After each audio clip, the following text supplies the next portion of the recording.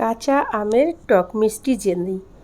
এটা কিন্তু আমার মেয়ের খুবই পছন্দ, আর আমার মনে হয় সব বাচ্চাদেরই এই জিনিসটা খুব পছন্দ হবে, কারণ বাচ্চাদের মুখে কিন্তু টক মিষ্টিটা খুবই টেস্ট লাগে। বড়রা কেউ পছন্দ করে, আবার কেউ করে না।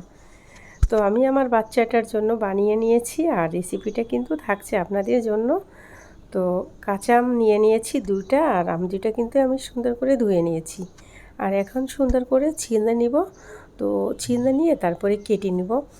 আর এই জেলিটা বানিয়ে নিয়ে যদি সকালে অথবা সন্ধ্যায় 2 টুকরা পাউরুটি দিয়ে বাচ্চাদেরকে দেন, ওরা খুব পছন্দ করবে। কারণ ভিন্ন মাত্রার আমরা তো সবসময় বাচ্চাদেরকে অন্য অন্য জেলি দিয়ে দিই, বাট কাঁচা আমের জেলিটা দিয়ে দিই না। তো এবার একবার হলো এই কাঁচা আমের জেলিটা বানিয়ে নেবেন।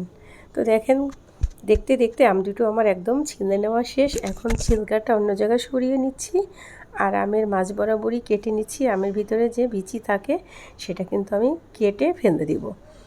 তারপরে এই যে দেখেন, আমি মাঝখান থেকে কেটে কুটে একদম পরিষ্কার করে নিয়ে নেব, আর একটু পাতলা করে কেটে নিব। তো একইভাবে কিন্তু আমি পরবর্তী আমটাও কেটে নিয়েছি, আর এখন টুকরা টুকরা করে নেওয়া কিন্তু একদম শেষ। এখন আমি একটা বাটিতে উঠিয়ে নেব, আর বাটিতে উঠিয়ে নিয়ে আমি আগে থেকে কিছুটা গরম পানি বসিয়ে দিয়েছি। পানিটা ফুটে ওঠে নাই, এর আগেই আমি আম দিয়ে দিয়েছি, আর এখানে 2 কাপ পানি দিয়ে দিয়েছি। তো আমটাকে দিয়ে দিয়ে সামান্য লবণ দিয়ে দিব। তো লবণটা দিয়ে দিয়ে একটু ঢেকে রান্না করব ঠিক 5 মিনিট। তো 5 মিনিট পরে ফিরছি, আমটা কিন্তু অলমোস্ট সিদ্ধ হয়ে গিয়েছে। এখন কি করতে হবে, আমটাকে একটু চামচ দিয়ে হোক, তারপরে ডালঘুটনি দিয়ে হোক, একদম সুন্দর করে মিহি করে ঘুটে নিতে হবে। তো দেখেন, আমি ঘুটে নিয়ে তারপরে এখন একটা ছাঁকনির সাহায্যে ছেঁকে নিব। এক্সট্রা যে ছাবাগুলো আছে সেগুলো আমি ফেলে দিয়ে একদম অরিজিনাল জুসটাকে আমি নিয়ে নেব। তো জুসটা নিয়ে এখানে আমি 1 কাপের মতো চিনি দিয়ে দিয়েছি। প্রথমে হাফ কাপ, তারপরে হাফ কাপের থেকে একটু কম দিয়েছি, তার পরবর্তীতে অফ ক্যামেরা আরও 2 চামচ দিয়ে দিয়েছি। তারপরে যেহেতু কাঁচা আমের জেলি, কাঁচা কালারটা আনতে হলে সামান্য ফুড কালার আমি দিয়ে দিয়েছি, আর দিয়ে রান্না করব মোটামুটি 6 থেকে 7 মিনিট। এরই মাঝে দেখবেন যে এই আমটা আমের জুসটা কিন্তু অনেকটাই ঘন হয়ে আসবে। আর সবার যদি না জমে, এই পর্যায়ে কিন্তু হাফ চামচ আগার গুলিয়ে নিয়ে দিয়ে দিতে পারেন। দেন আমার এই পর্যায়ে কিন্তু সুন্দরভাবেই একদম জমে যাবে।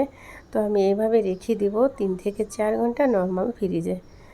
তো 3-4 ঘন্টা পরে এই যে দেখেন, আমার জেলি নিয়ে আমি হাজির হয়ে গেছি আপনাদের মাঝে, আর সাথে ব্রেড। দেখেন কতটা পারফেক্ট হয়েছে। আর এটা কিন্তু খুবই একটা টেস্টি, টক মিষ্টি একটা টেস্ট। এটা রুটির সাথে খুবই টেস্ট লাগবে, আর বাচ্চারা বিশেষ করে খুব পছন্দ করে ওরা এই জাতীয় খাবার। তো দেখেন, আমি দেখিয়ে দিচ্ছি যে এটা কতটা পারফেক্ট হয়েছে। এখন 1 টুকরা ব্রেড নেব, আর ব্রেডের গায়ে আমি লাগিয়ে নিব জেলিটা। জেলিটা কতটা পারফেক্ট হয়েছে সেটাই আমি আপনাদের সাথে শেয়ার করতে যাচ্ছি। তো একবার হলো এভাবে, এখন আম কিন্তু অ্যাভেলেবেল পাওয়া যাচ্ছে। তো একবার হলো এই রেসিপিটা আপনারা বানিয়ে নিন, আর বাচ্চাদেরকে এভাবে ব্রেড দিয়ে দিবেন। বাচ্চারা খুশি হয়ে যাবে। তো আমার মেয়েকে যখন দিয়েছি, মেয়ে বলছে আম্মু অনেক টেস্ট হয়েছে। তো মেয়ের প্রশংসা শুনে আমিও খুশি। তো আজকে এই পর্যন্তই ছিল রেসিপিটা, পরবর্তীতে দেখা হবে।